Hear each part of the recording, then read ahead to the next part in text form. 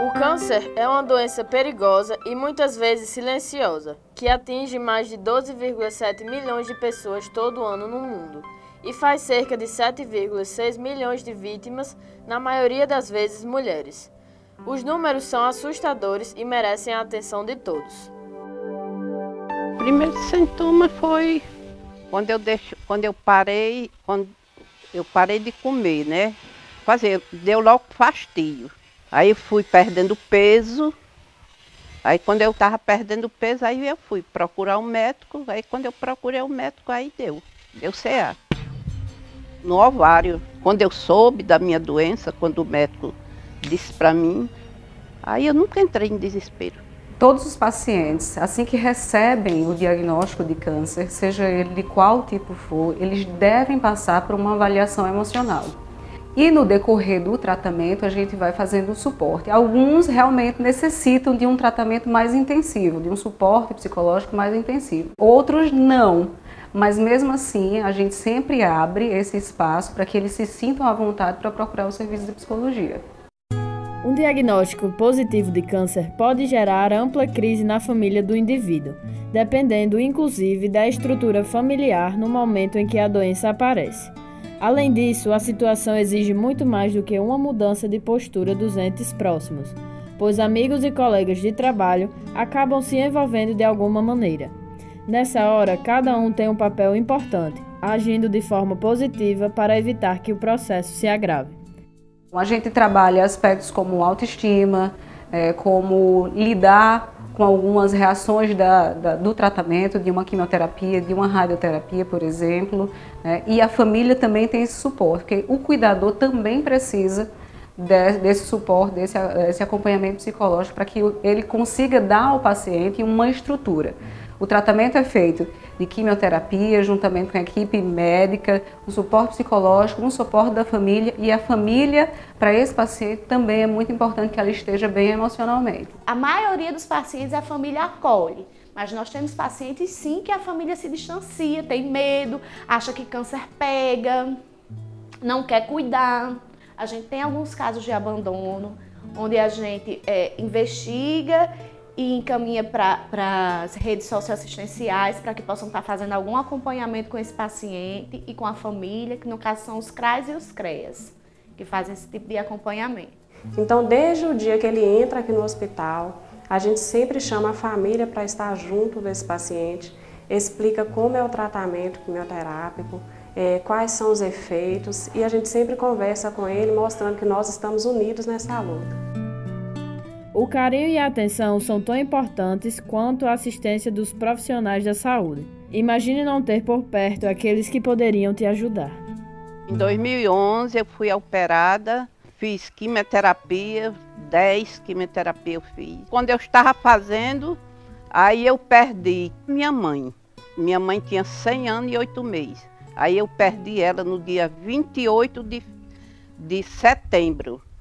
Quando foi no dia 16 de outubro, eu perdi o meu filho mais velho do infarto. Aí quando foi no dia 19 de novembro, aí eu perdi o meu filho, Antônio Cândido Paiva da Silva, perdi um acidente. Aí muita gente pergunta, Ana Maria Luísa, eu não sei como a senhora resistiu. Eu digo, mas Deus era mais forte. Toda a vida eu tive com Deus na minha vida, pedindo a Ele força, e até que venci. Graças a Deus, em nome de Jesus. É muito difícil não criar um vínculo com esses pacientes. Até hoje eu não descobri a receita, qual é a fórmula de não criar esse vínculo. Muitas vezes a gente tenta manter um certo distanciamento desse paciente. Tem pacientes muito, muito amorosos, que nos conquistam com pequenos gestos. E esses pacientes é o que vão nos fazer sofrer mais com sua partida. Então, eu sempre converso, acredito, leio e vejo que o tratamento oncológico vem recuperando cada vez mais pacientes. Mas ainda existem as perdas. E quando você cria esse vínculo com esse paciente, e esse paciente nos deixa, ele parte, é muito difícil para toda a equipe em geral. E quando tem esses pacientes meigos, que nós nos apegamos, a partida dele choca toda a equipe, todo o hospital comenta. Recentemente perdemos um paciente que, quando eu entrei no hospital pela manhã, o maqueiro já veio me dar informação, o maqueiro já veio me dizer que o paciente tinha perdido, e nós tínhamos um vínculo muito grande com esse paciente e com seus familiares. Então, saber dessa perda, logo 7 horas da manhã, comprometeu muito o meu dia e de toda a equipe. Nós ficamos muito tristes, e quando você perde esse paciente e você tem que dar continuidade ao seu trabalho, à sua luta, você recebe novos pacientes naquele dia para iniciarem o ciclo de quimioterapia, e que você tem que dar força para esse paciente. Você se encontra fragilizado, isso é muito difícil. Os profissionais na área de oncologia ficam bastante mobilizados emocionalmente diante dos pacientes oncológicos, visto que a doença traz o estigma do sofrimento e da morte. Além de assistente social, eu sou filha de um paciente oncológico. Meu pai foi diagnosticado com câncer no colo. Como assistente social, eu achava que eu domino esse assunto, eu sei trabalhar bem, eu domino as técnicas, eu sei os caminhos. Mas quando eu vi meu pai doente, primeiro eu neguei. A gente encaminhou o material para biópsia, mas na minha cabeça jamais seria câncer, jamais. Eu estava tranquila, super tranquila. E quando eu peguei o resultado, o chão abriu literalmente. Eu passei mais ou menos 1 hora dentro do carro, sem saber como voltar para casa e dizer para o meu pai que ele estava com câncer. E aí eu saí de trás do birô, né, de trás da minha mesa, e fui me sentar ali na cadeira da recepção e vi o quanto é muito mais difícil e muito mais doloroso do que quanto profissional a gente imagina. Apesar da gente saber que o tratamento evoluiu muito, que 90% dos casos de câncer eles são curáveis quando eles são detectáveis no início, mas é uma doença que eu digo que ela é traiçoeira, porque ela é silenciosa. Meu pai, pelo que o médico contou, há 5 anos ele vinha desenvolvendo esse câncer, né? E ele vinha há 5 anos sem sentir nada. Quando sentiu, já tinha uns 52 tumores. Eu passei por todas as fases que os nossos pacientes fazem. Eu passei pela fase da negação, é mentira. Eu briguei com Deus, eu disse que Deus não existia, por que isso estava acontecendo, que meu pai era uma pessoa que só fazia o bem, uma pessoa querida, que salvava vidas, né? Meu pai é médico, que por que estava acontecendo com ele?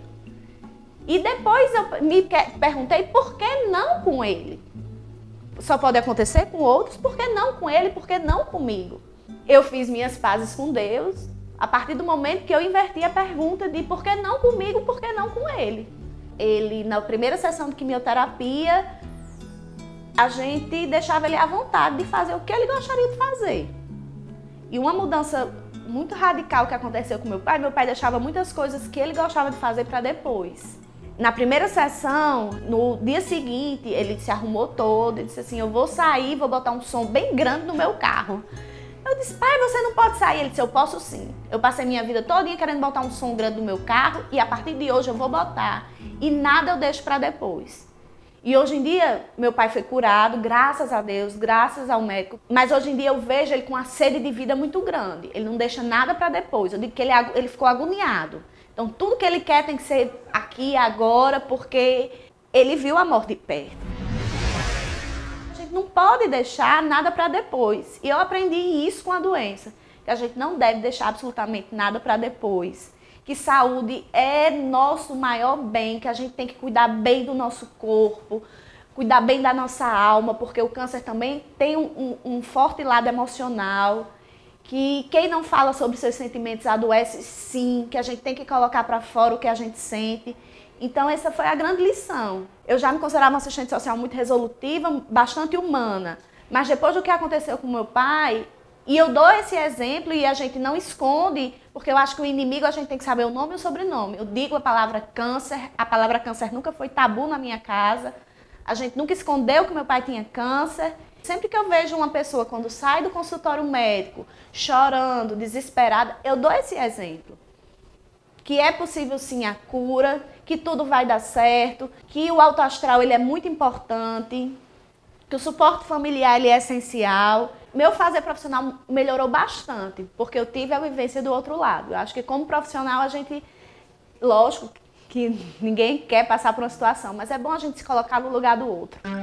As dificuldades são inúmeras. Primeiro, que a gente ainda perde um índice muito grande de pacientes para essa doença.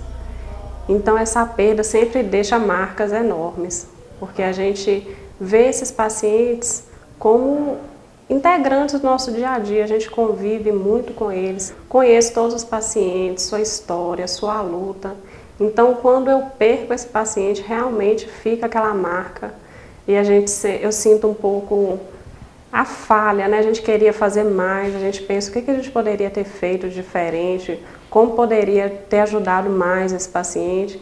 Então, a gente sempre se culpa um pouquinho. É muito difícil o momento da perda desses pacientes. Quem trabalha com oncologia aprende cotidianamente a valorizar a vida, porque às vezes a gente acorda, eu tô de mau humor porque meu cabelo tá feio, e de repente uma mulher se descobre com câncer de mama, além de perder a mama, ela perde o cabelo, e algumas pessoas, né, que julgam, dizem assim, mas que besteira perder o cabelo. Não, para a mulher é muito importante, é a nossa vaidade, é nosso visual.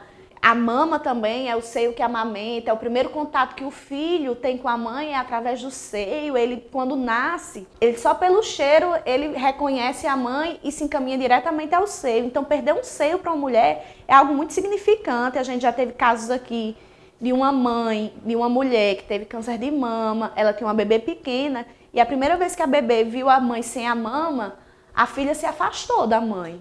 Grande parte das mulheres, ela tem uma questão muito grande com uma queda de cabelo. Então, a gente dá esse suporte também. Pacientes que são mastectomizadas, por exemplo, elas abalam a autoimagem dela, então elas precisam desse suporte para lidar com todas essas questões de autoestima, de relacionamento conjugal. Pacientes que têm filhos mais jovens ou que ainda não entendem o processo de tratamento ou da doença, também precisam desse suporte para que o pai ou a mãe esteja com uma estrutura psicológica boa para fazer com que o filho entenda o seu tratamento e algumas mudanças físicas que vão ter. Eu sou Arlete Castro Prado, mãe de Giovana Prado da Silva. Estou aqui para fazer um resumo de um processo de quimioterapia que ela teve que fazer devido a um tumor que surgiu na perna dela, na perna esquerda, surgiu do nada. E antes da cirurgia, todos os exames foram feitos, todos os exames necessários foram feitos. Foi levado para um especialista e, segundo ele, poderia fazer a cirurgia fazendo toda a retirada do tumor. Essa cirurgia foi feita e foi para a biópsia. Após 30 dias, a chegada da biópsia, a gente foi levar para a médica. E assim, quando chegou na médica, foi um choque, um susto muito grande, porque a biópsia teria dado que seria um tumor maligno. Logo, a psicóloga do hospital veio conversar comigo, já prevenindo que as reações, que o cabelo dela poderia vir a cair. Tínhamos uma esperança de que não iria cair. O cabelo dela era um cabelo muito lindo, ela adorava muito o cabelo. Então foi um momento muito difícil para mim, ter que chegar e dizer para ela que aquele cabelo dela poderia vir a cair todinho.